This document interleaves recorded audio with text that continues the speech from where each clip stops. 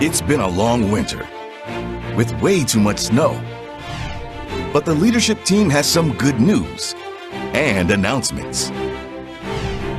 Tonight, we welcome Flint as part of our expansion westward. We'll have an alien sighting, and we'll be giving away their crystals. Plus, Ryan Klockner presenting on cataloging your collection. Hey, it's Andy Richter, and I just want to welcome you to the March meeting of the Geology Club. Back to you, Andrew Rockhound.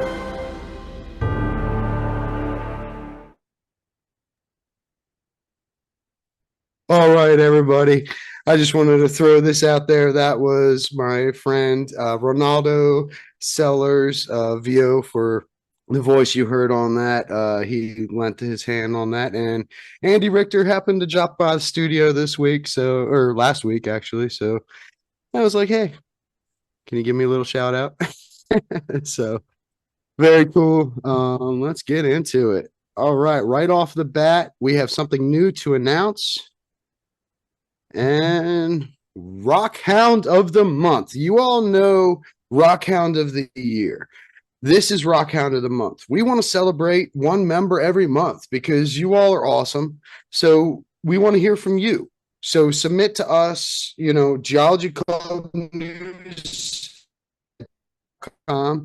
Submit someone you think rocks the most, We're going to review entries. We're going to be checking our social media feeds. We're going to be looking for people ourselves on our end.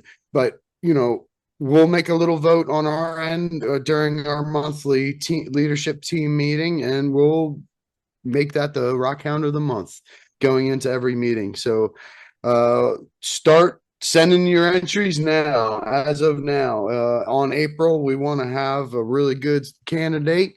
Those people that do get selected as Rockhound of the Month will get added to a drawing to win Rockhound of the Year that gets submitted to the AFMS and the EFMLS.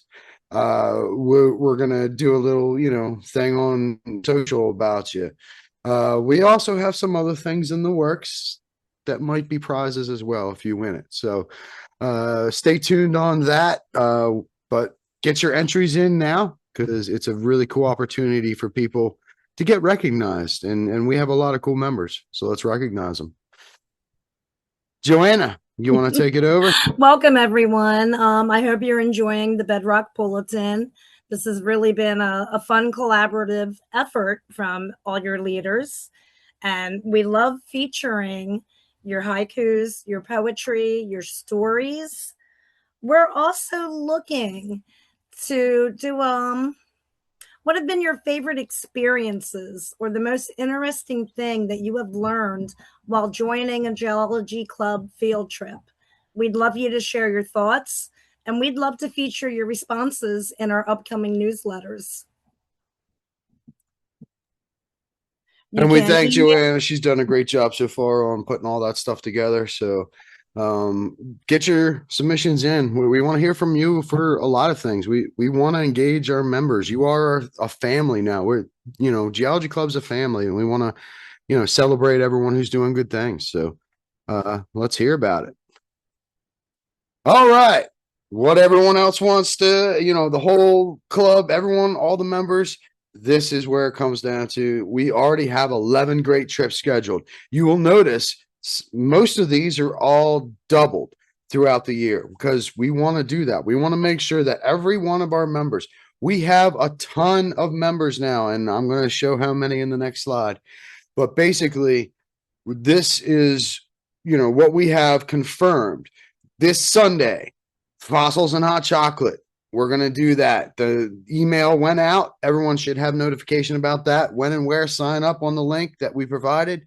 We'll get you in there. We will provide hot chocolate and marshmallows and who knows what else. Everyone's going to be contributing. I've already gotten a couple emails. So very cool. It's going to be a fun event for kids. Bring your kids out. That really will be fun. Every time I find a trilobite, it goes to kids. I will always hold it up in the air and say, trilobite. Everyone come out and get it. So next big event, trip on the list is National Limestone.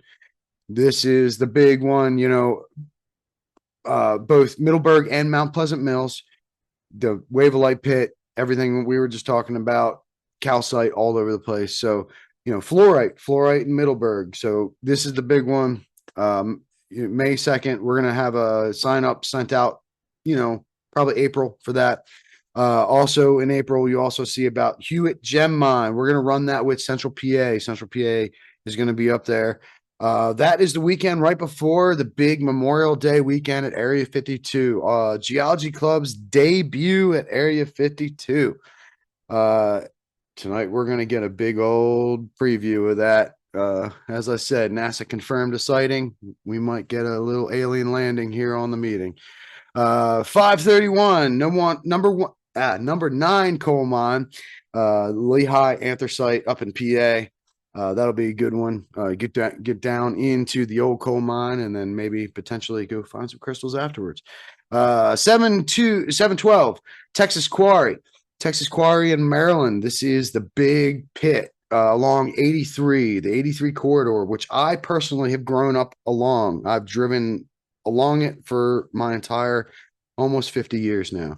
So this is the same pit that provided the middle part of the Washington Monument. I believe it's the middle section. Could be wrong. Someone can correct me on that. But this is a big opportunity. Clubs are just now getting into it. There's one guy that's got a really great history talk, so we'll hear about that. We'll get down in that pit. Great opportunity there. Thank you, Vanessa, for setting that up. Mohawk, Area 52, we're going there, multiple times this year. We'll have deals on that. And then also at the end of the year in October, the Texas Quarry again. Now, this is just the basic list that we have confirmed so far. We also have many other trips. New Paris Quarry, hopefully U.S. Silica. I'm just going to hint. Professor Lindbergh, I'm going to be contacting you about that. There's other things that we have in the works, other smaller trips that, of course, we're going to be running. So stay tuned. This year is going to be packed. We did 18 trips last year. We're blowing that away this year. So stay tuned. And Vanessa, did you want to say anything along any lines? Sorry. No, you're good. Just really excited about the lineup this year. We do have another date that we're going to do National Limestone. We're going to piggyback with another club. I'll have to get that date to you. But other than that, we're going to be doing C.K. Williams, Mineral Hill, Pickering. We have a lot smaller trips planned this year. Geology Club is now 382 members, everybody. That is a lot of people. We have 70 youth. So on behalf of the EFMLS president, that guy, the signer of the insurance policy covering all of the EFMLS clubs, we all wanted to remind you as a leadership team that we kind of need to adhere to some of the safety rules, because as the club, that has the president of the EFMLS, we kind of need to set the example. And we'll be leading a lot of trips going far away. So we want to, make sure that we all kind of, know what's going on. Here's a brief reminder real quick.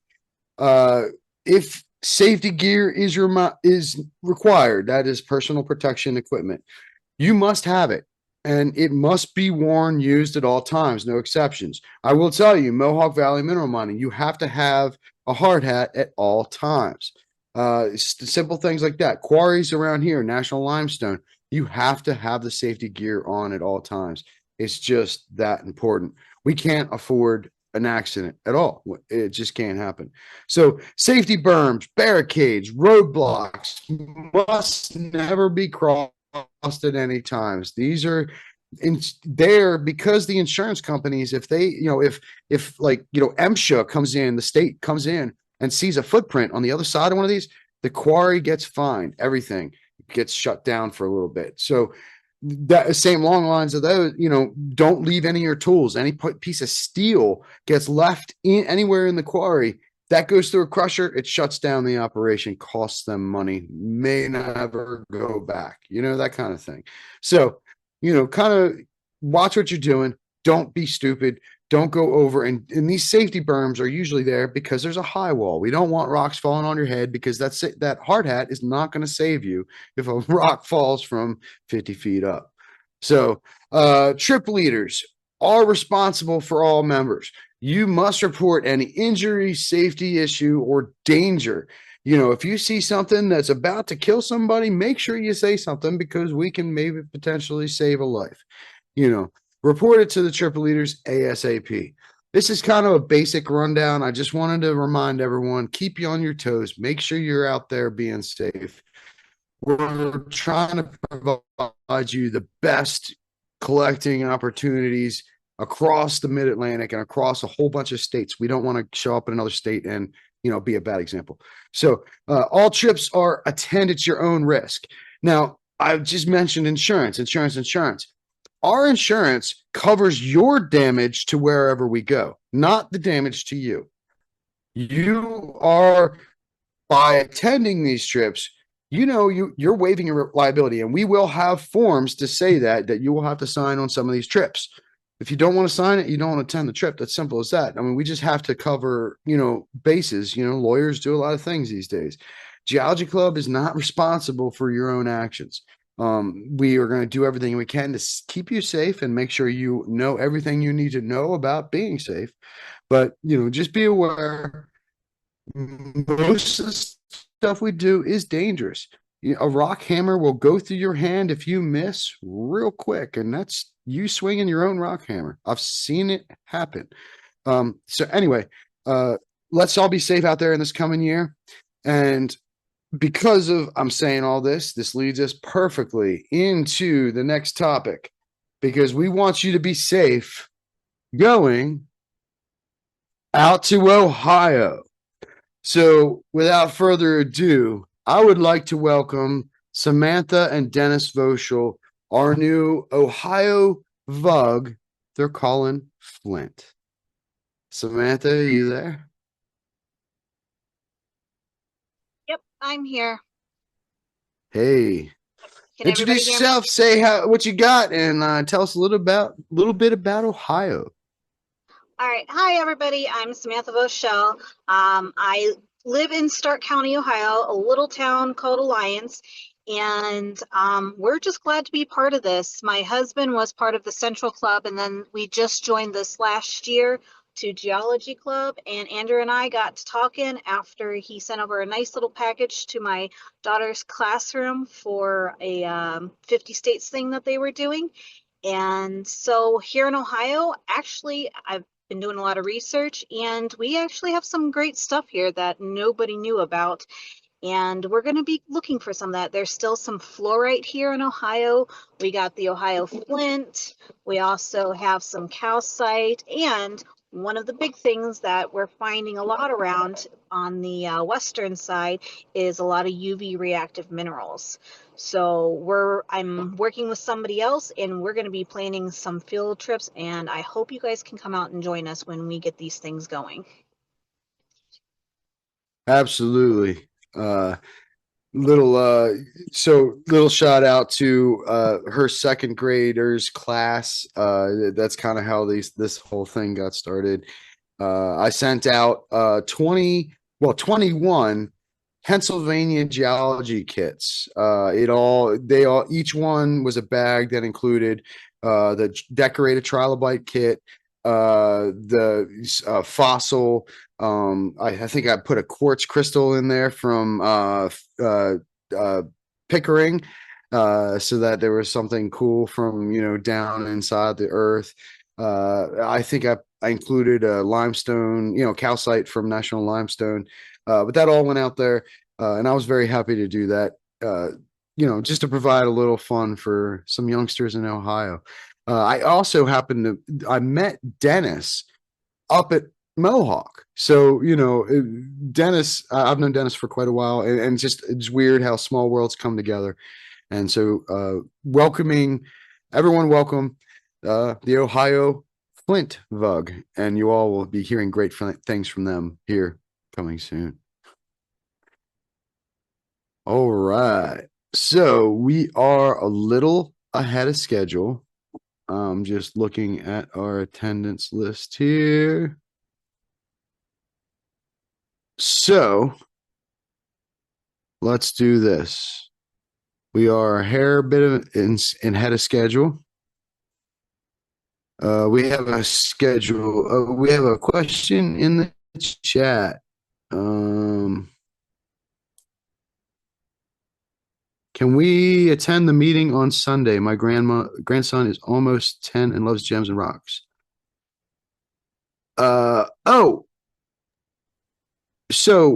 Yes. You must be a paid member of Geology Club to attend the field trip on Sunday. That is a field trip. So as long as you're a paid member, you should get the email. We resent that out. We sent that out Friday. I can resend that out if you join. That's not a problem. We will be notifying everyone through email. But if you're not, we have the option to sign up as not a paid member, but you have to pay to have insurance to cover you for the trips. So that's how. All right. So Pad Vader Vosberg. All right, cool. Thank you. Welcome to the club. We'll get you that notification out. That'll be fossils and all kinds of fun Devonian era things out there in the fossil pit. Cool. Well, I'm going to go back here. Give me 1 second. All right. So everyone that is here on the meeting tonight, put in the comments, pick a number between 1 and 350.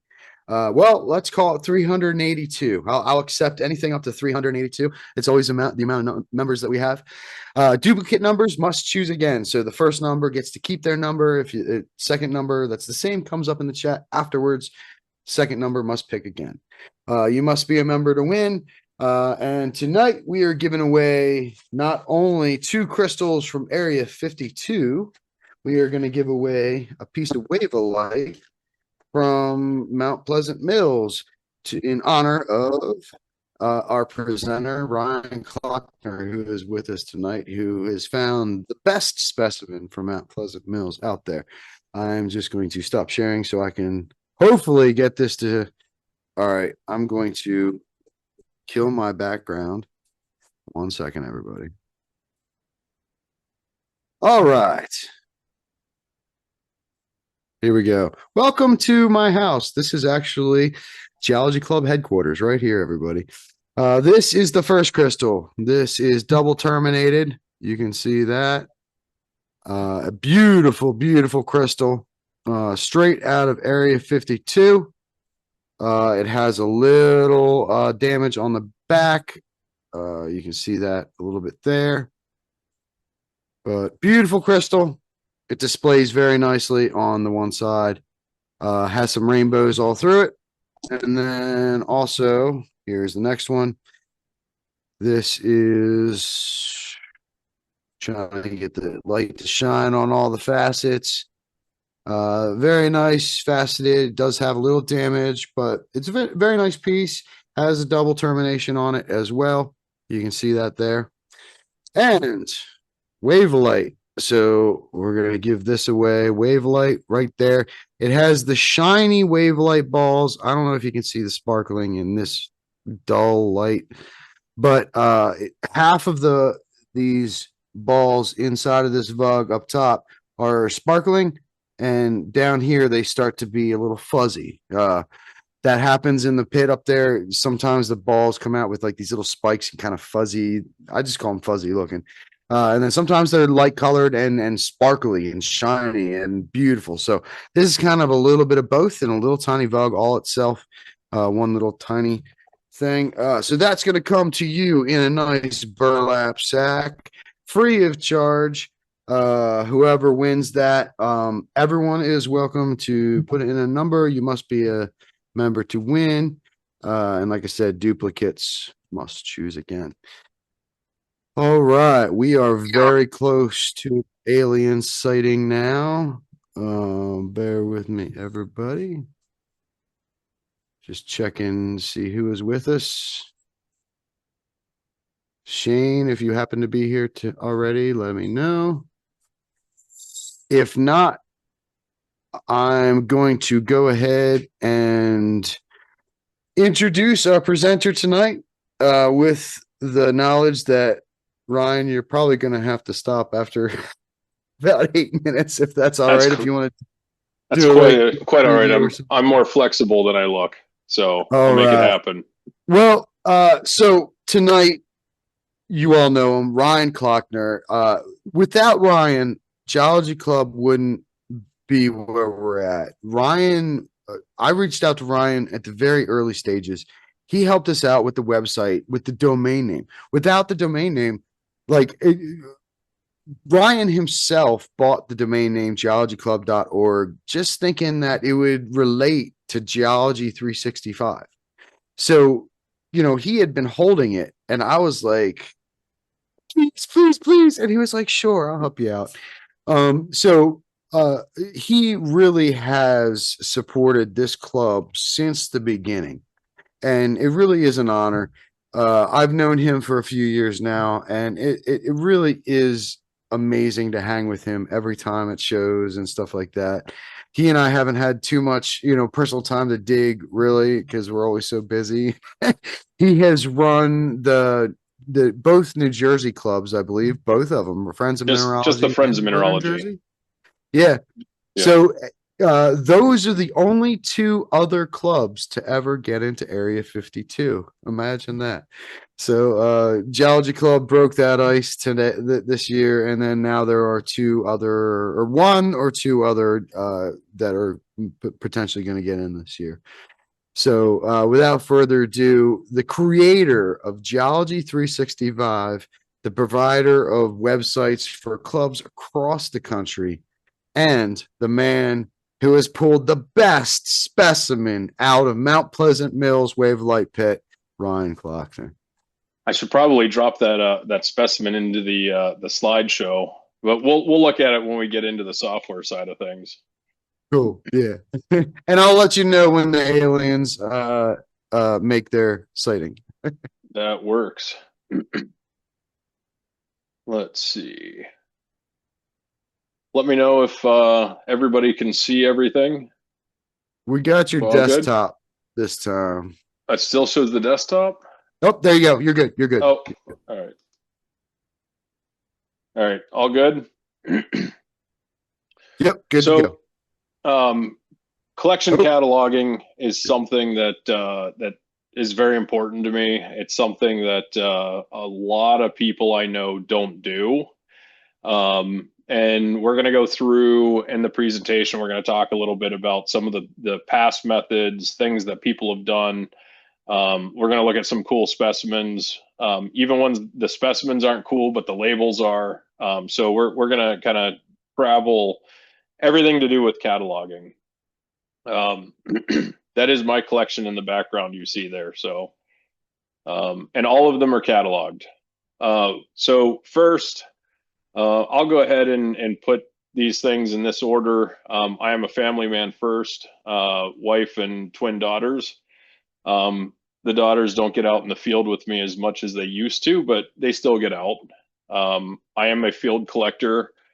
So I've been in some interesting spots. This one here is the North Geronimo mine, north of Yuma, Arizona. A very neat place. Andrew kind of alluded to, I do have some close ties to the Area 51 miners. I've spent a lot of years digging with Shane and Sherry. This is at their Area 51 claim. And I'm not afraid to get dirty.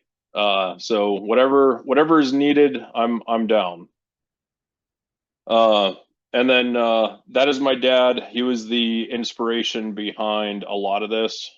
He's the one who got me into the hobby. And while we were out field collecting, we talked about the concept for what is now Geology 365 today. He passed away in 2018. And shortly after that on Facebook, I saw lots of posts with people saying, what does everyone do for cataloging? And the answer was pretty unanimous. They either didn't or they weren't happy with the tools that are out there, so they were using Excel. And since I'm a software developer, which is what the third point is there, that is my full-time job. I don't play with rocks all day, unfortunately. But that's what led to Geology 365. Family, field collecting, software equals Geology 365. Oh, skipped one. I'm not just minerals. I do other fun things too. The most common things that we hear when asked why people don't catalog, they're pretty common, and they're probably things that you already can guess. But a lack of time is a big one, and I won't sugarcoat it. Even with leaps in technology, it still does take time. But we'll talk about that in a little bit. The perceived complexity. People get overwhelmed. You think about the hundreds of pieces that you have, what you may have remembered about a piece 5 years ago when you acquired it, that you don't remember now, which then requires research. The other part, no immediate need. You have a small collection, you know where everything's from. And you think that, oh, it's small. I know all of the details about everything I have. So why do I need to catalog? The lack of organization. If you're like, it's pretty common if you walk into a mineral collector's house that there are rocks in every room, stored in boxes, on shelves. It's all over the place. So that lack of organization can make it difficult. A big one is that you're unaware of the benefits, which we'll get to that. So we won't go too far down there. And you're not planning for the future. This is a big one. My dad was in the process of getting his collection cataloged when he passed. And I had very little knowledge at the time. And it was because of his passing that I dove headfirst into the hobby and learned a lot more, because he was my go-to. He was the person that I got all my information from. But when he died, we had tons of rocks that especially if you don't know, there's going to be pieces in your collection that don't look like much, but it could be something very rare that that your family doesn't. And you end up selling it off for pennies on the dollar. The collection size is another one. If you do have a large collection, a lot of pieces, it kind of reverts back to that first point and the lack of time. The lack of time in a large collection does make it difficult, but it's not impossible. And we'll get there. So why should you? We know the reasons why people don't, but why should you do it?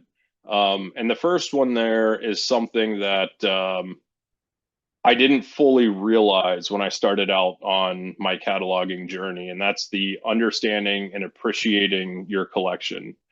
When you spend the time with each piece, photographing it, measuring it, weighing it, and looking up information. Like you can kind of see the picture here on the right. I'm holding one of the disco ball stilbite, no, apophyllite, sorry. These were, it's a beautiful piece, but when you know the story behind it, that it was from a farmer in India digging a well that hit a pocket of these, it just so happens. And that's how these were discovered. And you can see why they call them disco balls. The story gets a little darker from there, but it's still worth noting. People fought over the well, people were killed over it. But ultimately these pieces did make it to light, to the day, light of day, even with that high cost. But that's something that if my family takes over the collection, they don't know any of the backstory of that piece, unless it's been documented. It facilitates better care and preservation. Once you have that understanding of the pieces, you're going to want to take care of them better. Provenance adds value. If you have two pieces could be identical from the same place, look identically the same. But if you have a JP Morgan label with that piece, it goes up in value significantly. So you need to leave your mark on that piece as well. And I hear a lot of people say that, oh, well, I'm nobody. It doesn't really matter if I own the piece. But that's not correct. Every label that I get with every piece that I purchase, I love the labels. You get a label that's 150, 200 years old, and you think about the person who had that rock, that they cared for it. At the end of the day, we're all custodians of our collections, that eventually all the pieces in your collection are going to outlive you. Your story should be passed along with that piece. Sharing and displaying your collection, by getting it out, understanding, having it cataloged. Like if you come to my house, I have, and we're going to look at this in a little bit, spoiler alert. You'll notice my shelves, you don't see very much paper in these pictures. But if you look in the bottom, where's my mouse? Can't find my mouse. My mouse is gone, so I can't move my mouse down to it. But in the bottom right corner, you see between the fluorite and the large calcite, there's a little tiny piece of paper. It's a 1 centimeter QR code. You'll find those 1 centimeter QR codes by every one of my pieces. That ties back to my cataloging system, my physical cataloging system, which we'll look at in a minute. But I like the clean look on the shelves, where your focus is on the mineral and not the piece of paper sitting in front of it. Insurance and value assessment. Your collection over time is going to increase in value. You can insure a mineral collection. And if anybody on here needs a guy, let me know. I've been talking to a guy for a bit about actually having that as a feature built into Geology 365. It is not there yet, but it's important. At some point, your collection can be more than your car, your house, or whatever, and so you gotta insure it if it gets to that point.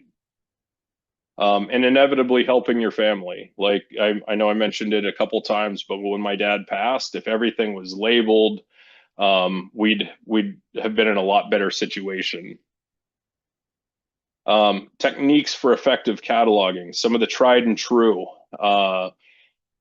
The old index cards filled with information. The spreadsheets came along shortly thereafter. And then shameless self-promotion for the cataloging software. There are a few of them out there. Mine is not the only one, but they do exist. Oh, oops. I need to update this slide. I think last time I gave this presentation, I didn't have a mobile app yet, which it does exist now. So you can find that on wherever you get your apps. Some of the essential data points that you should capture on a card. You'll notice the ones that I have here on this page. They all have kind of the same limited information. Most labels that you're going to get are going to have that limited information. The name, the locality. Sometimes you'll have some measurements, weights, but for the most part, this is pretty standard. However, if we look at the list of things that I have there on the left, there's a lot more information that goes into a specimen.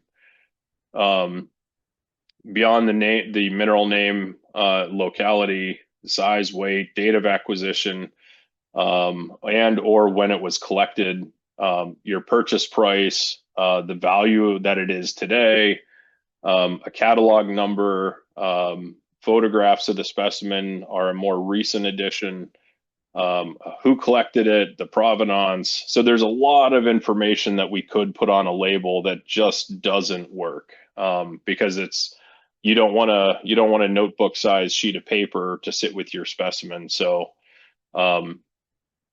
that's that you'll want to pick something that allows you to at least catalog that information and then store the rest. So embarking on your journey, cataloging is not a one size fits all. I will be the first to admit that one thing that software cannot recreate is the beautiful handwriting on a 100-year-old label. The time, the penmanship, some of them are just absolutely beautiful. And so software may not be your thing. Doing it a manual way may be the way for you. But find out what does work for you and then stick with it.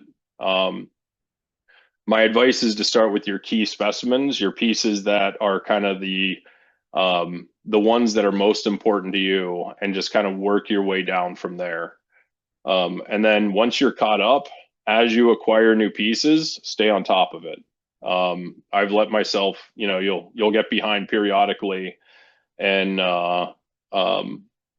then when it comes time to get caught up again, it feels daunting. But so stick to it, keep up to date, and educate your family with how you've cataloged, so they understand. They obviously don't need to be able to get in and have a complete working knowledge of how you've cataloged, but they should have an idea that someday when the inevitable happens, they know how to handle your collection, and what its value is.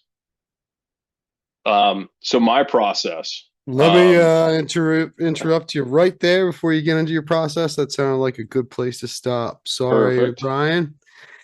Thank you very much. I appreciate it. All right. The aliens have landed. Everyone, it is my honor to introduce both Ryan and my friends, the aliens, Shane and Sherry Moore, owners of Area 52, 53, 54, 51, all those, the aliens. Welcome, Shane. You got us?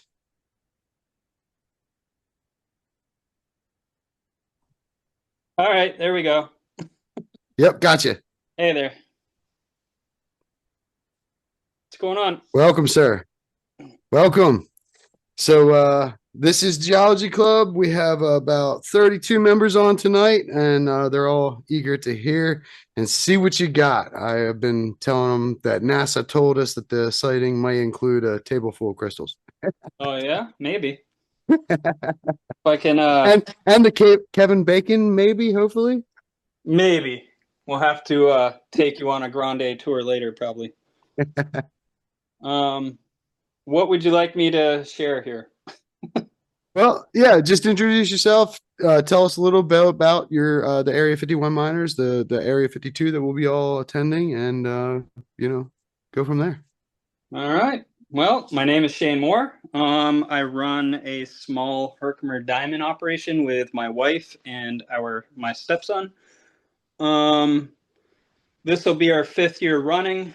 This year, we've decided to bring in a few clubs to share everything. A lot of people have been asking to come up, so we thought we'd do it through the clubs, and handpick the clubs we love, i.e. Geology Club and the New Jersey clubs. We also will have the Rhode Island Mineral Hunters. They'll be coming up, and they might be another Colorado club might be joining them to come up. What else? We got the Berkshire Mass Club coming up as well, and then obviously the Geology Club and the New Jersey clubs. A little bit. Let's see. I guess we'll start off with I still have a claim called Area 51 over at Diamond Acres. I've had that claim for probably about, I'd say, 12 years ish. Ryan's been up there plenty of times, and we've dug quite a bit up there. The main staple up there is the Black Druzy, which me and some of my crew will be up there this year. Notably Scott Bigelow, if anybody knows him. He's part of our crew. He'll be, him and I are working a major project up there right now. Hopefully we'll be pulling out some more of that world-class Black Druzy. We haven't hit a pocket in like 3 years, but we haven't really been up there much. We've been mainly focusing on my property. So my property has 2 different locations. We got Area 52, where you guys will be digging, and Area 53, which if we can have it pumped, you guys can dig there as well. So Area 53 is notable for, we just started actually opening it up last year, me and Brian Major. Brian usually comes up, we do about a month-long project together up there. And yeah, so Area 53 produces some nice combinations of bladed calcite, Herkimer Diamonds, and what is it? Dolomite. So we get some really nice combinations from there. They also fluoresce, I think, under long wave, like an orange-red color. So that's like an added bonus.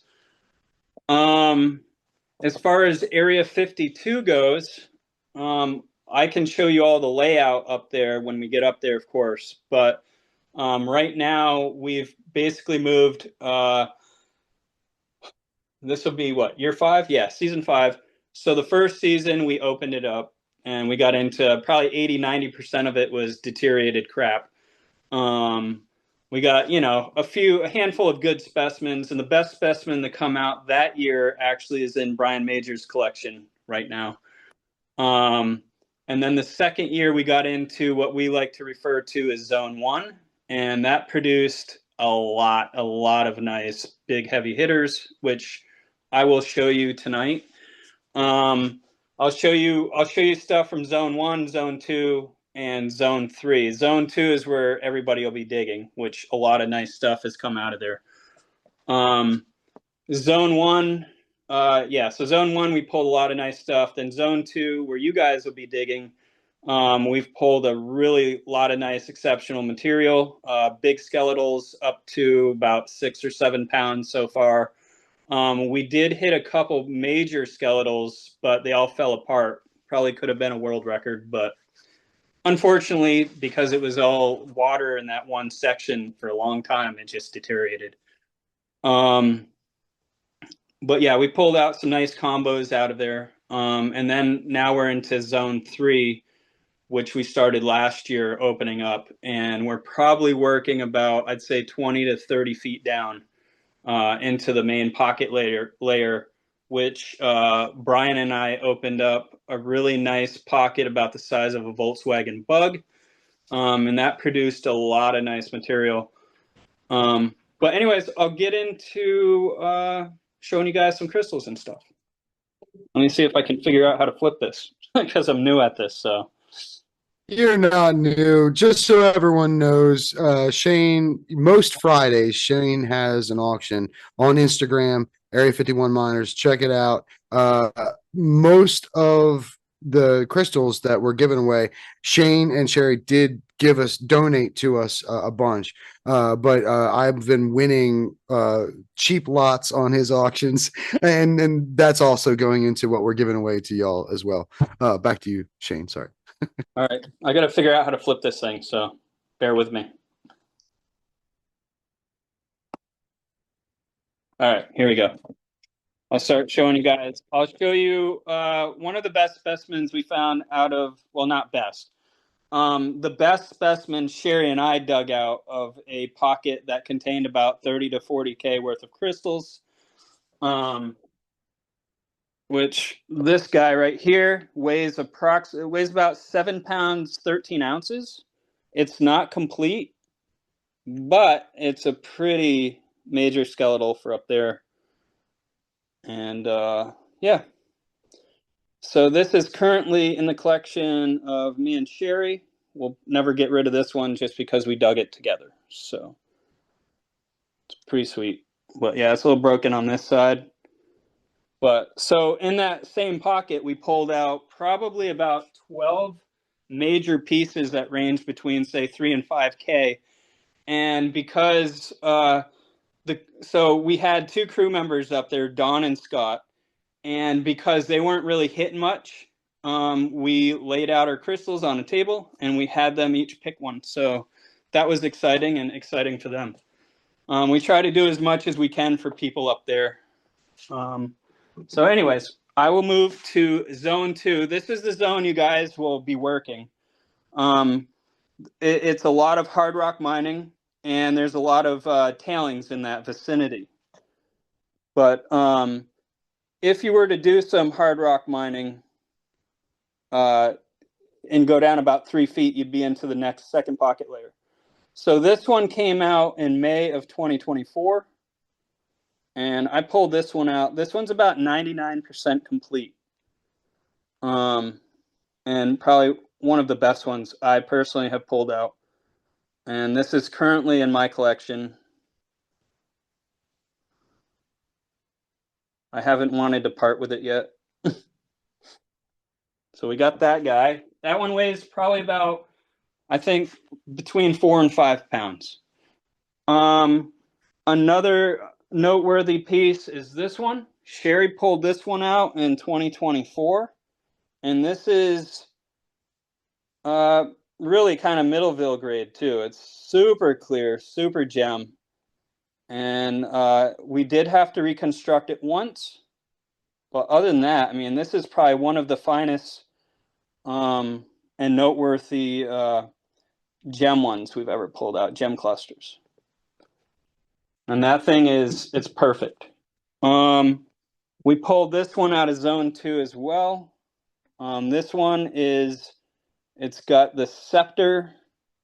It's kind of, yeah, it's a bit of a scepter. It's just a small, stem on it. We don't get or haven't found the black stem scepters up there yet, but we have found a handful of scepters so far.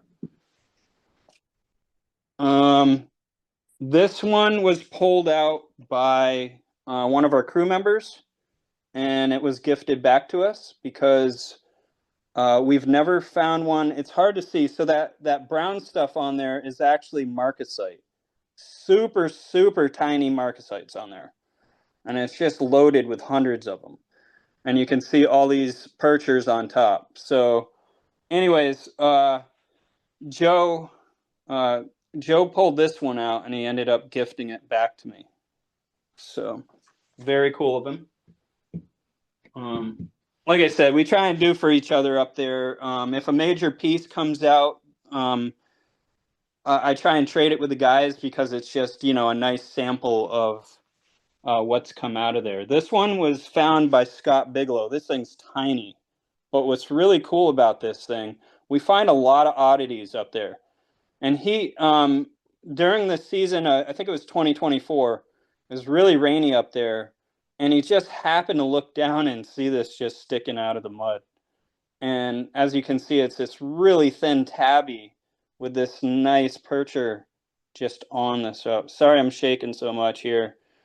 I'm not good with giving presentations. I get nervous, so just bear with me. This is the best druzy plate to ever come out. This one came out in, I think, between 2023 and 2024. Brian Major pulled this one out. And of course, this was my first pick because this is hands down the best druzy plate to ever come out. I will try and have this stuff available, these specimens, so you can check them out in person as well, because obviously it's much better in person. We also pull out these really awesome celestials. And we've probably pulled out, I don't know, maybe 300 in the last 4 years. So not many. And of course, my team has pulled out quite a few themselves. But as you can see, it's just, it's hard to see this kind of on camera, but it's better in person again. Pulled out this really sick golden healer cluster in 2024 as well. This is all zone 2. Really nice specimen. I probably won't ever get rid of this one either. It's just really cool. One cool thing about the clusters up there is usually they say 99% of all clusters have to be reconstructed, but most of the clusters we get out of our property are already, intact. They haven't fallen apart, so we rarely have to reconstruct our clusters up there. And then the next notable plate, which was pulled out by Joe as well. He actually gifted this one to me. This is a really nice plate that came out of 52 as well, of the blade. You got the bladed calcites on here, you got the Herkimers, and you got all these dolomites all over it. And this is, it hasn't been through any iron out or anything like this, so it's all natural. I didn't want to ruin it, just in case. But so this is all stuff that you guys could find up there. I'll be out there, you know, working with you guys a little bit too. So anyways, I'll go to zone, our new zone, which is zone 3. Unfortunately, nobody will be allowed out there, but yeah, I can show you some cool stuff that's come out of there. Pulled out this big skeletal. We pulled out several skeletals, but I've sold most of them. But this one's pretty cool. This one's neat because, and I don't know if I will ever sell this piece. I'll show it to you in person, but if you notice, it's all natural right here. And for some reason, in the pocket, it cracked off right here and kind of flipped itself a little bit, almost like a Gwendel almost, but not, you know, not totally like that. And the way it kind of grew, you know, its normal face, and then it has a different, completely different face here. It's just cool. Cool piece.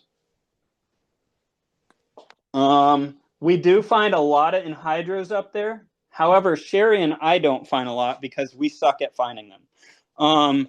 Our people up there, our crew, I mean, we could be holding a piece and they'll see it, they'll spot it like 10 feet away. We're just like, where is it? But I do have one piece right here. This thing has 7+ anhydros in it. I'll try and show you guys. Let's see. There we go. Kind of see that big bubble right there. But there's a lot of smaller stuff in here as well. This one I'll bring up too. But yeah, this one I'll definitely never let go because it has so many in it. The other thing we've been getting into are these super, super gemmy pieces, kind of like Middleville quality. And this one right here, unfortunately, you know, has a blowout in the back. But this is probably notably one of the better gemmy specimens to come out of 53. So until I get one better, I'll hold on to this one. And Sherry actually found this while we were cleaning our material. This one is super cool. This is a calcite specimen. And on the very bottom, there's all these dolomites. And what's really unique about this piece too is there's either 2 or 3 generations of calcite on it. I'm not sure. It's hard to see, like right in here, there's actually some like orbicular calcites on there, which is pretty neat. But it's something different that we haven't seen in zone 3 yet. So we're really excited. Anyways, oh yeah, I got a couple more to show you. Sorry. So zone, this one comes out of zone 2 as well. This is a perfect floater. It's really bizarre. I'll never get rid of this one either. It's almost like a scepter almost. It's so different. And like I said, it's a perfect floater. There's no damage. So who knows how it formed. And this is probably our best celestial that we've ever found. This one probably should be in a museum because it's just different. I've never seen anything like it. I've shown many dealers, many hierarchies, and they've never seen this form at all. But you can see on the very bottom, it's crazy looking. Try and get all the details here for you guys. Yeah, it's hard to see. I'll have this with me too when you guys come up so you can see it in person.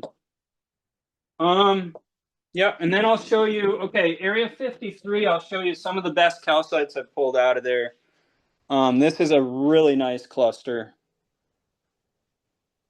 It's got calcites, it's got the dolomites on it, and it also has these, what we like to call sugar quartz, because there's very tiny Herkimer diamonds in it. But this is the kind of stuff that you would get out of 53 if you guys decided to go up there and dig, if we can actually, you know, open it up and drain the water when you guys come up. Here's another one associated with the quartz. Let me try. A lot of the ones that fluoresce are manganese heavy, I guess. And I don't know if you can see it, but you can see kind of the orange red in there. But those are what you can find up at 53. You can also find them at 52 as well. Like I said, we just started finding them up there. But yeah, so here's some more calcites from 53. At 53, like I said, we just started opening it up last year. I hit a major pocket there, and then after that we just started hitting like little pockets, so we're still working on trying to find the pocket layer there per se. Other than that, I think that's all I got for you guys.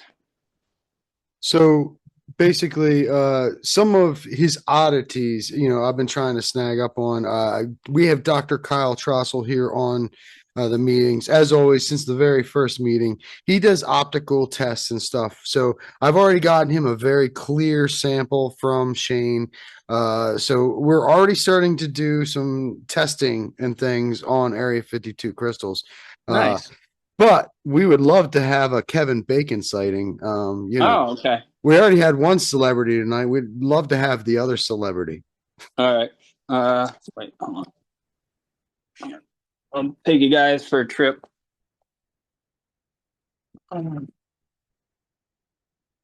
He is currently sleeping, but here we go. Here's the infamous Kevin Bacon. It's probably kind of hard to say. He's very grumpy. There, I woke him up. He's not happy. He's our 300-pound mini potbelly pig. If anyone tells you that a potbelly is mini, they're lying to you. When Sherry got him, he was 4 pounds. Now he weighs about 200 to 300 pounds, and he's a house pet. He gets a very pampered life. Generally they live between 2 and 4 years in the wild, but as a house pet, they can live up to 20 years, which sounds kind of terrible to me, but okay. I specifically asked for a little Kevin Bacon sighting as well. Vanessa, our field trip director, also has a pet potbelly pig, so that I figured that would be special for her. Kevin I've been watching Kevin videos since he was a baby potbelly pig, running out to his outdoor pen from the house, on videos for the last couple of years. So very, very famous pig there. Yeah, everyone loves him, but nobody wants to take him home. Yeah, he's grumpy. Yeah. All right. Well, thank you, sir. I appreciate you coming out. Shane is also Sherry is Shane's wife. She is one of the best people in the world as well. Sorry we couldn't see her tonight. You all might meet her out there. I don't know if she'll be up there when she might be up there. All right, cool. Well, so thank you, Shane. Thank you, Sherry. Thank you for showing us all of those amazing things. You were saying you were nervous, but everyone here on this end is like, I get a little stage fright when I talk, but whatever. Yeah, no worries, no worries. So thank you, sir. Everyone check out their auctions on Friday nights. It really is. It's great. At the start of the auctions, you can really get some deals until that guy from California jumps on and buys every lot. I mean, Ben. Yeah, he gets on. Yeah, Ben. Yeah. Good deal. Yeah, we sell probably our material is really, I would say probably some of the lowest prices up in Herkimer, but we try and make like our, like a crystal you'd see for $5,000 or $2,000 on a show will sell for $500. I mean, we try and make it available for the average collector. I know because when I grew up, I always wanted these awesome specimens and I couldn't touch them. So with that said, I just want to make that available to the average collector. I'm not out to get rich. I want people to have these specimens in their cabinets and enjoy them. So anyway. Yeah, and this is what keeps it a private mine. You know, he hasn't had to open up to the public. You know, he's able to, you know, do his thing and keep it a special place. Yeah, and honestly, it'll never be open to the public. It'll only be allowed. I'll only have you guys up, you know, in a handful of clubs. So that's the only way really to come up, or, you know, if we invite you up. But so support him. Anyway, thank you, Shane. You're the man. I appreciate it. And without further ado, sorry, Ryan. Let's get back to your presentation. Absolutely. Hi, this is Dan Sackerman. If I may, yeah, Dan. Dan. I'd just like to mention that Shane and Ryan both will be vendors at the North Jersey show in Midland Park. Yep. Absolutely. So you can get out and see. You can get out and see a lot of what Shane has, and Ryan has spectacular stuff there at that show. Give us some details. What's the date? What's the time? Where is it? Tell us a little bit about it. It's April 24th, I believe. No, I think it's earlier than that. Yeah, I think it's April 11th. Yeah, 11th and 12th. Yeah. Yeah, it's in Midland Park High School in New Jersey.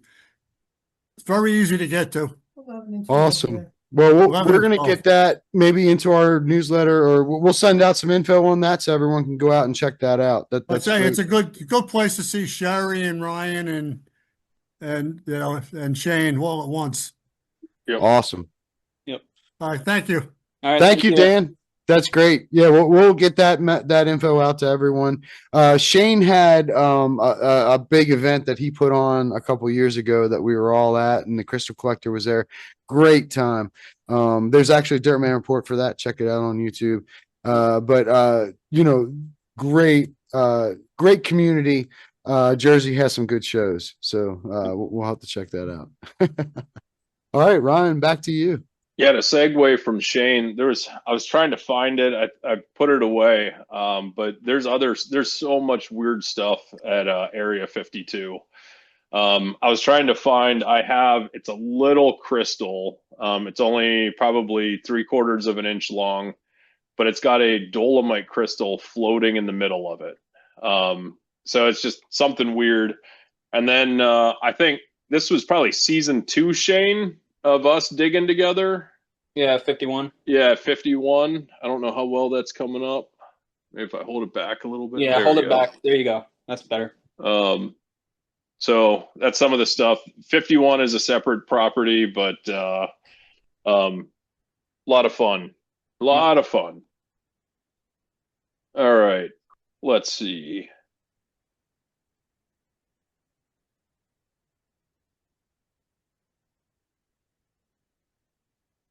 All right, are we back? I think we are. Yes, we are. Yep, we got you. All right. So my process, step 1 is photographing the specimen. We were talking about this piece before the most of you joined. This is one that I'll work with Andrew to help get a place on private property in the Franklin area to collect. This particular piece is what's called a Franklin 5 color. There are 5 separate fluorescing minerals on there. You see the 2 shades are red. One is bustamite, one is calcite. The purple is hardestonite. The green is willemite, and the orange that you see on top there is clinohedrite. The more fluorescent minerals on a Franklin piece, the more rare the piece becomes.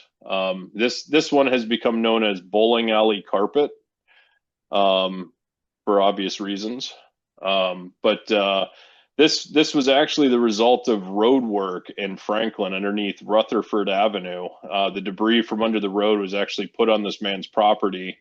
And with a little digging around, there's a lot of specimens that came out that, like this guy. the second step after photographing is cataloging, entering in the key details. This is just a portion of the fields that are available in Geology 365.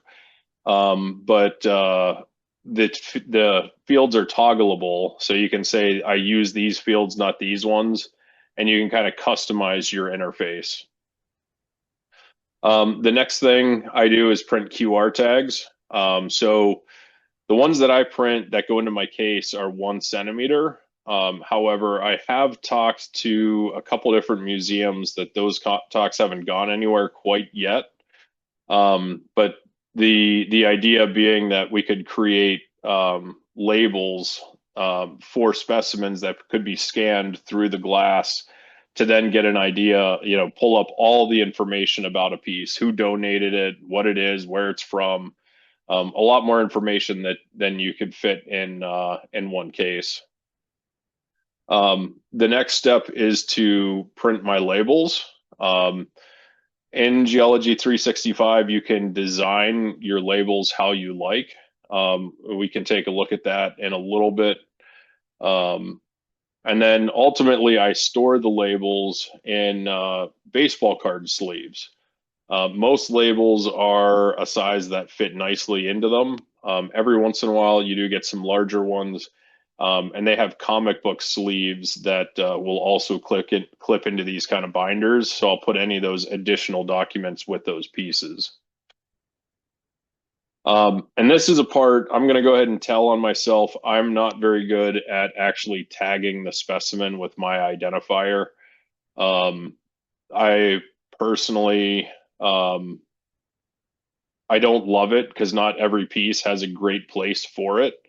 But this is something that if the piece gets separated from the collection, some people can identify who it belonged to based on the tags that are placed on the specimen. And then ultimately enjoy. So here's a good example of my QR code. You can see it sitting down there in the bottom. It has the specimen ID on there as well. So that way you can quickly grab one of I have 3 binders of labels now. So 657 is going to be in the third binder. So we can go right to the 3rd binder, flip in a few pages and find this piece and its labels very easily. Now we're going to look at a few pieces, few beautiful pieces and their labels. This one, anytime you can have a piece that was part of an academy, a museum, anything like that, it makes the specimen a little more special. This one being from Neil's collection and from the Academy of Natural Sciences in Philadelphia. This piece has a lot of cool labels, but these labels don't tell the tale. This piece is in my collection. It's obviously, well, I think obviously, a Franklin piece. So when we flip to the next page, we find out that it is in the color books, as they call them, and you'll see it there in the top right of that page. Unfortunately, they didn't do the shortwave photo and instead did daylight. But it's still, that's a piece of information that if I jump back a slide, it's not letting me jump very easily. You would lose that information from these labels. There's nothing on there that tells you that it's that it's been published. So that's another thing that is definitely worth keeping track of. Some pieces become more interesting because of the labels. I mean, this is a very nice piece, but when you start to look at the Carnegie Museum and then some of these older labels that come along with it, it makes a piece that much more interesting. This one, I'll tell a little bit of a longer story, and this is another one from Neil Lepescu's collection. It was an auction that he had won, and he got the piece, and when it arrived, it didn't have any labels with it. And so he just starts researching the minerals that are on the piece and trying to figure out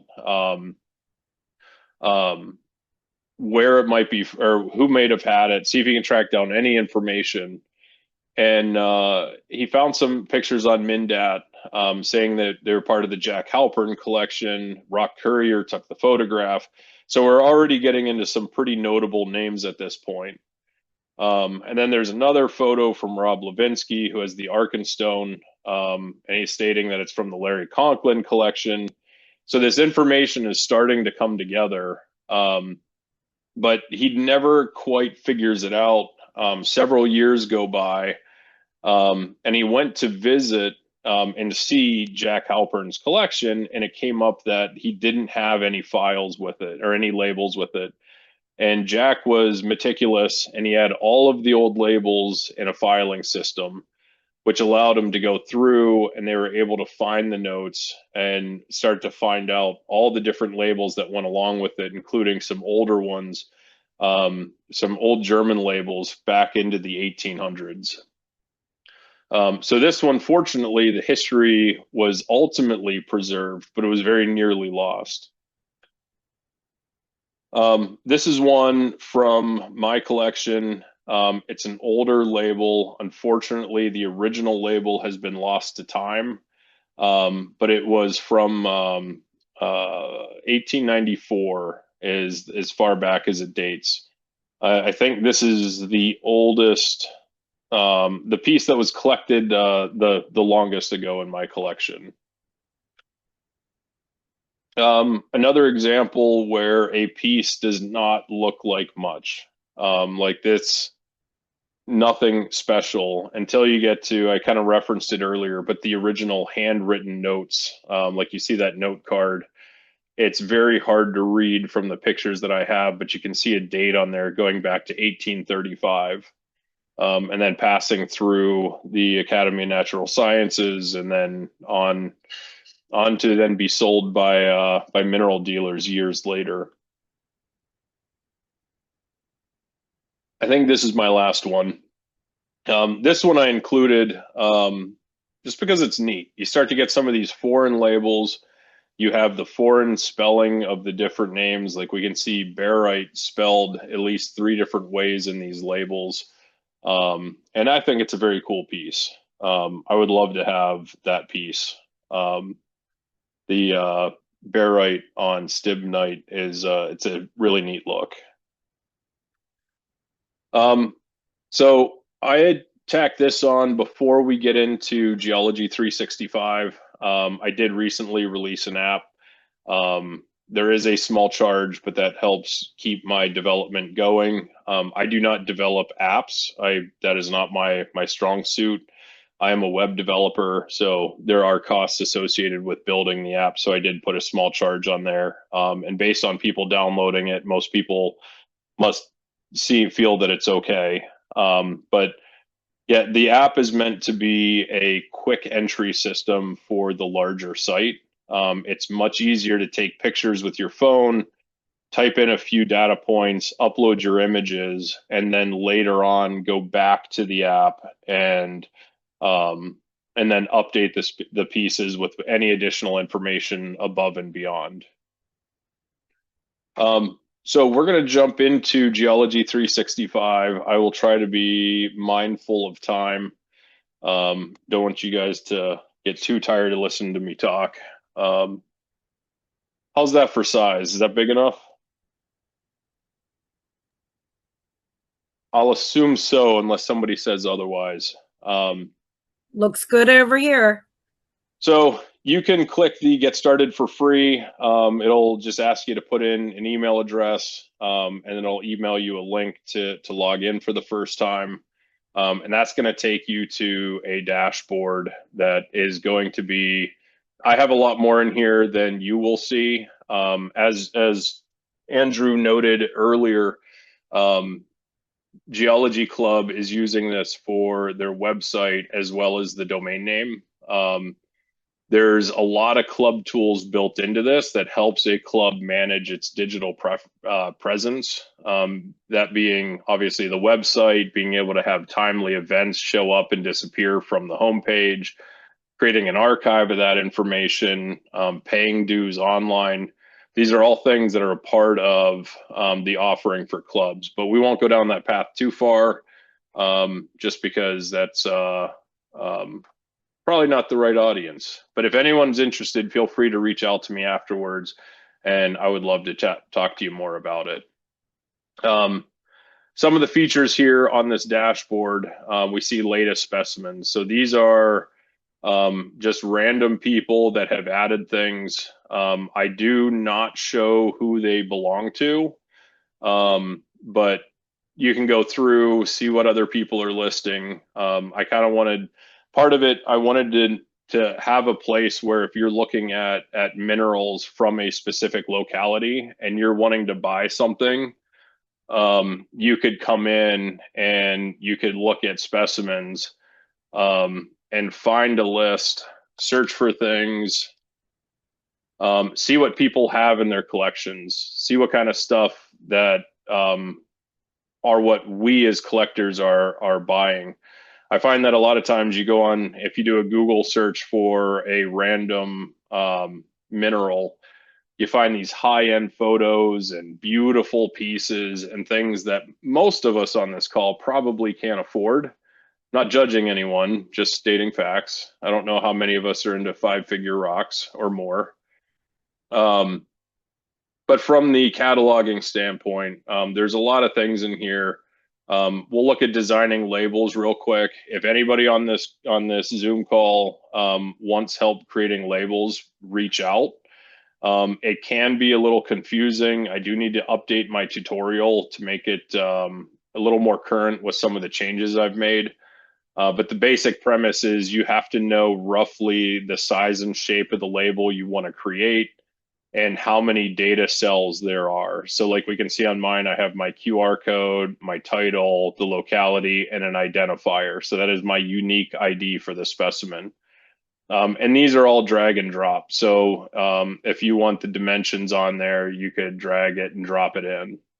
And all of these cells are configurable. So like I said, there's a lot in here, but a part of it with greater functionality comes greater complexity.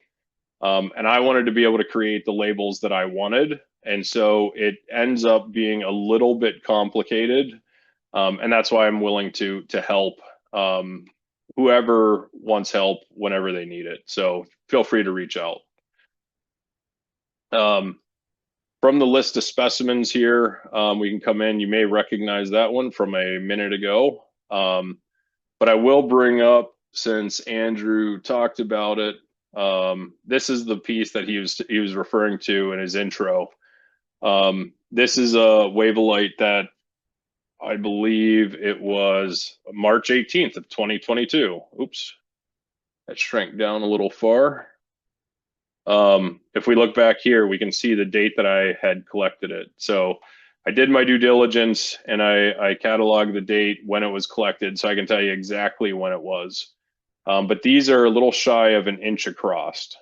So for those that have collected at Mount Pleasant Mills, that was a very fortunate find. And you don't see it on the side, but there's also some fossils hanging on the back of it.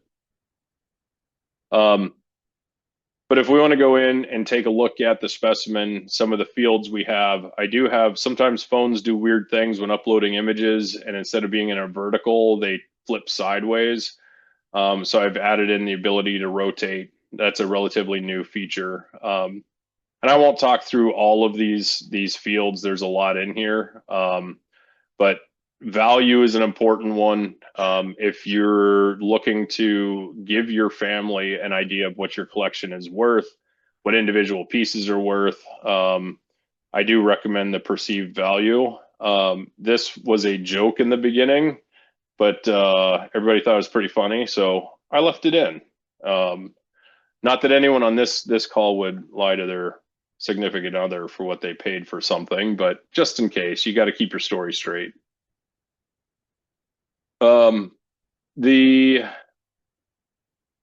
I can stop there or I can keep going. Up to you.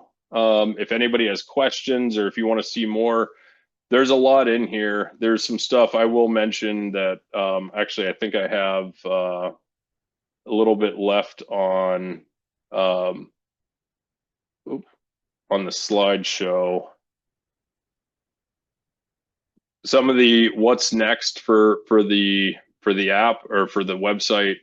I am working with a group that is doing a research project that I can't talk about the project, but I can say that we're working on a way to collaborate across multiple people, multiple sites, doing core samples, age testing on the minerals found at the locations. And they reached out to me because in general, if you have a good idea and I have the bandwidth to work on it, I'm going to do it. So I was like, yeah, let's go. So that is in version 1. When the research project kicks off, I'll get more feedback and that'll keep moving, but it's kind of at its starting point. Also looking at rock show planning. So if you're going to host a rock and mineral show, be able to promote the show, have vendors sign up through there. Anything that you would need to run a show would be the idea. And then potentially getting into dealer tools. So we'll see where it all goes. There's lots of time, right? So that's the gist of it.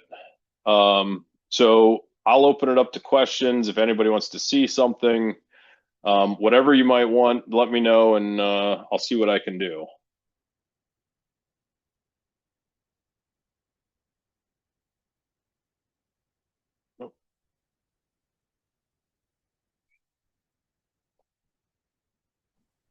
Andrew, if you're talking, I can't hear. I'm not sure if it's me.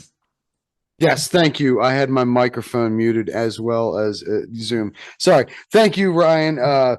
Basically, this year going out on field trips, I'm going to tease something, Ryan, and I hope you don't kill me. But going out on field trips, the leaders are all going to have a special badge so you know who the field trip leader is on that, and so that you know who to report to and stuff like that. We're all going to, that badge will have a QR code. And that'll be something that you all can scan, and you can instantly see our, field trip rules and regulations and stuff like that.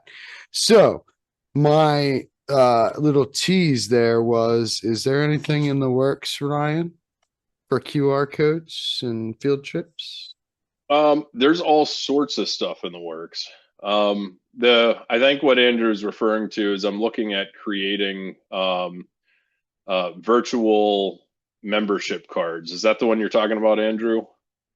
Oh yeah. I'm teasing. I just want to make sure we're on the same page. And the idea being that you could have an ID card that has that you have on your device who's not showing up without their cell phone. So you could have it on your device and pull it up, and then that QR code that would be on there would allow club leadership to be able to scan it to make sure you're current, to check into field trips and that kind of stuff. So one thing in the app that I don't know if it's going to happen this year or not is a field trip coordination app with push notifications to cell phones for field trip updates, that kind of stuff. I don't know if that's going to make it the cut this year. We'll see. But that's also in the works. Very cool. Very cool. Not seeing any questions in the comments here. All right. Well, thank you, Ryan. Thank you.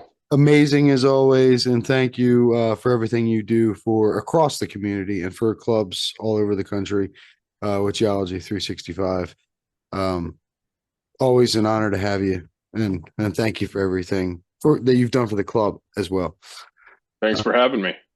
So, I neglected along the way to allow our membership and treasurer to address everyone. Sylvia, are you still with us? Did you want to jump on and say a few things? I apologize. We'll do that right before we give away the crystals because we're still going to do that. Okay. Well, really, you did mention about the membership already, and while this was going on, Kathy joined up, so we now have 3 more members since what you said. 385. Woo! Well, I have, yeah, yes, I did update. I was able to get, yeah, the one updated that we have online. Yes, 385. But I wanted to say, well, with that one now, this year already, it's been January, February, we're halfway through March. We've had about 45 new members join just in these 3.5 months. So that's exciting, and hope that be able to get a chance to meet a lot of you. I live up in Maine. I'm nowhere near you guys, but I will be coming down and hopefully periodically and be able to get a chance to meet you guys actually live and in person. And Ryan, thank you, Ryan, for all your help. We do use the Geology 365 to track membership. And so I've learned a lot using it.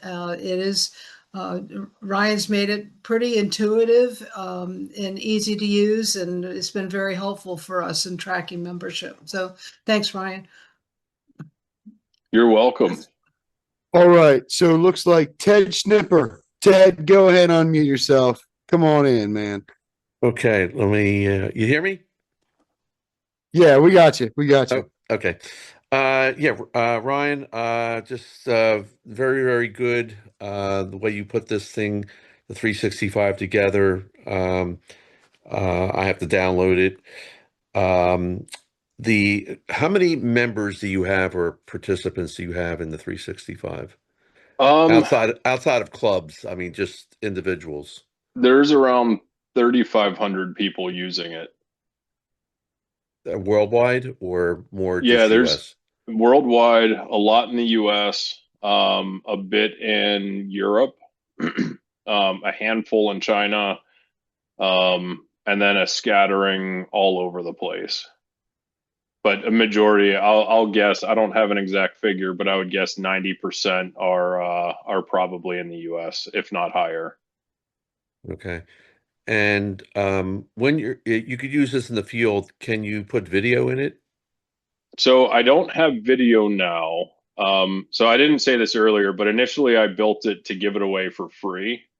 But the issue with giving it away for free is storage ends up costing money. I am not independently wealthy. So I've skipped video for now. But what is kind of funny though is I did it for free in the beginning and nobody would sign up. And it wasn't until I put some paid tiers in that people are like, oh, okay, I'll sign up. So I think my currently it's like 750 specimens for free, which I think captures a majority of us amateur collectors. I'm not saying, I don't know if you're an amateur collector or not, but most of us that's enough. So I was like, that's a pretty good number. We'll go with that.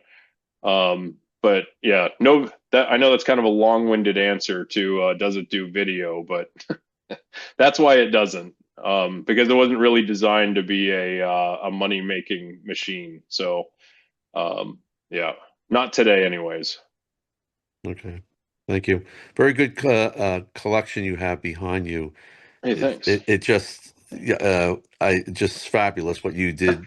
Put that and the displays. I guess you have LED lights there, and so yeah. I recently, that's an old photograph, and I need to get a new one. I recently, if you know Graham Sutton, he has these lights that adhere after. He has some outstanding cases with pre-configured with lights.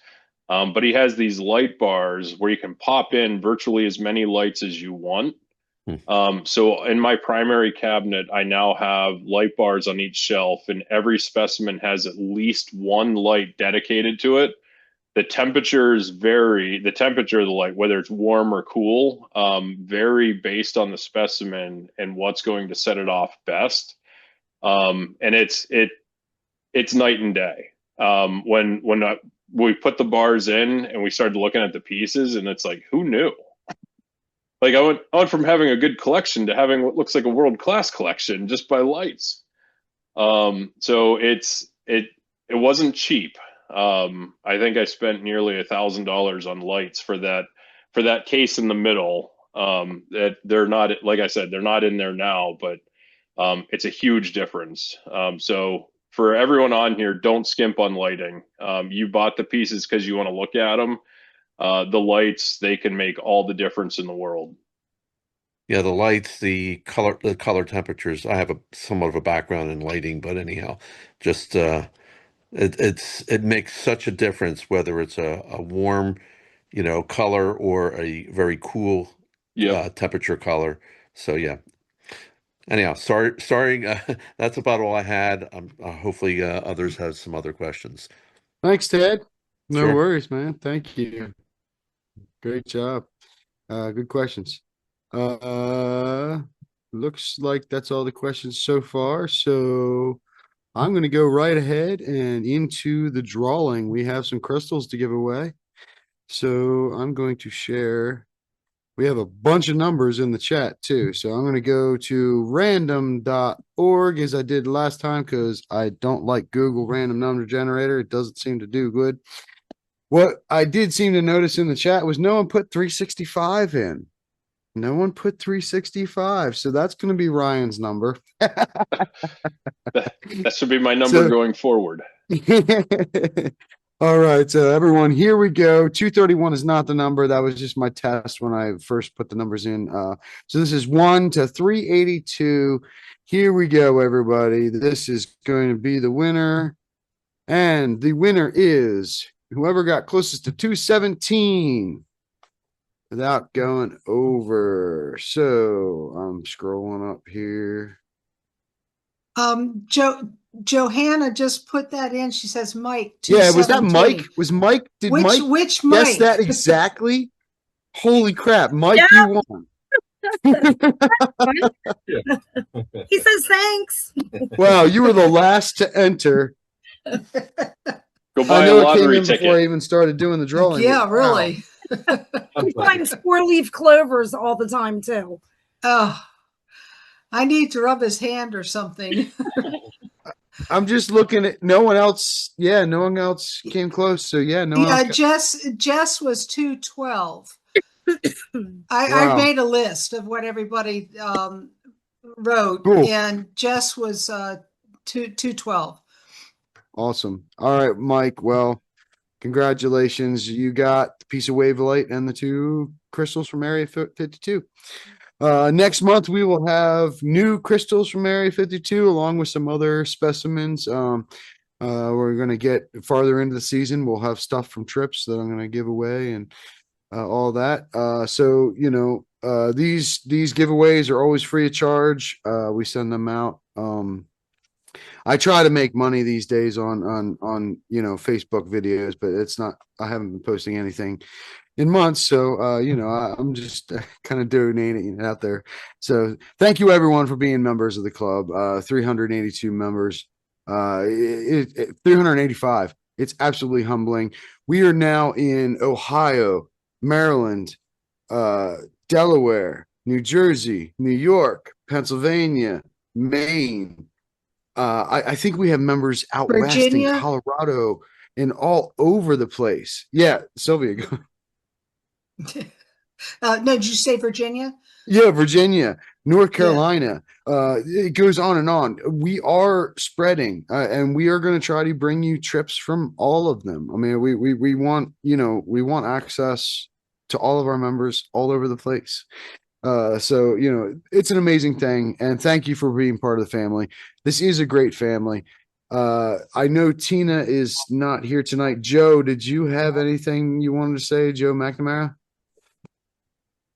Well, Shane, I want to thank you for showing us the minerals. Very excited about coming up for that trip. I'll be there. And Ryan, thank you for that presentation. That was awesome. Geology 365 rocks. Thanks. And to our Ohio Flint, Samantha and Dennis, thanks for joining the team. We're very excited about getting up into Ohio.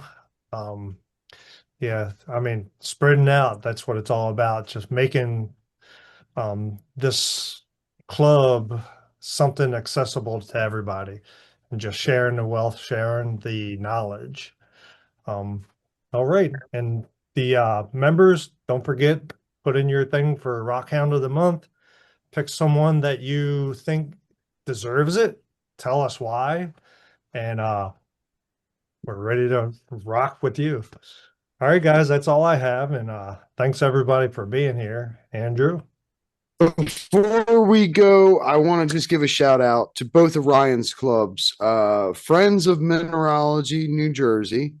Check them out. And then also North Jersey, Northern New Jersey Mineralogical Society. That's the it's one. A mouthful.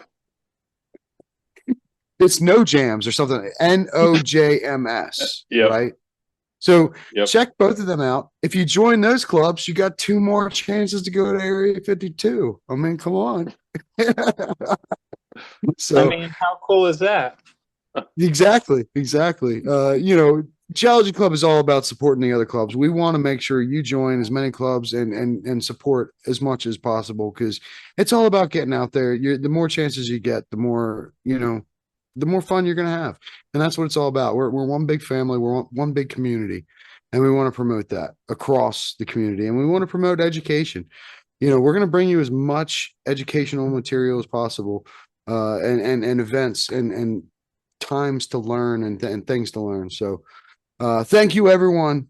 We really do appreciate it. On behalf of Tina Kruger, Joe McNamara, Joanna Colvin Gamble, Vanessa, if you're still here, Burnett. Sorry, I'm sorry. I'm checking as everyone's here. And then Michael, you're still here. Michael Fowler.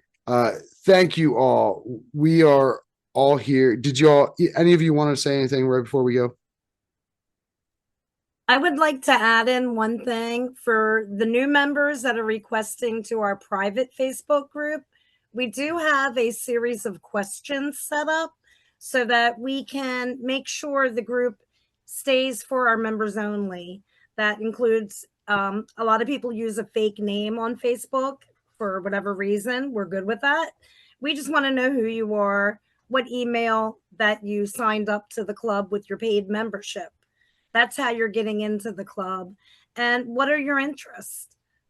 Thanks for being a part of this. We're growing in such a great way, and I'm really excited to see just how we just keep going. Absolutely. And we do have some quite groundbreaking things on the way. I am not going to say anything more, but Mike Fowler and I are going to be meeting tomorrow. It's a long awaited meeting, but we have some great things on the way. We really do. And if any of you have ideas, bring them our way. We're here to listen. We always want to improve and do better for the community. So with that, thank you all. Thank you, Ryan Klockner. Thank you, Aliens. Thank you, Shane. On behalf of the leadership team, good night, everybody. We'll see you in April. Good night. Good night, everyone. See you all this weekend. Good night. Good night. Thanks, Ryan.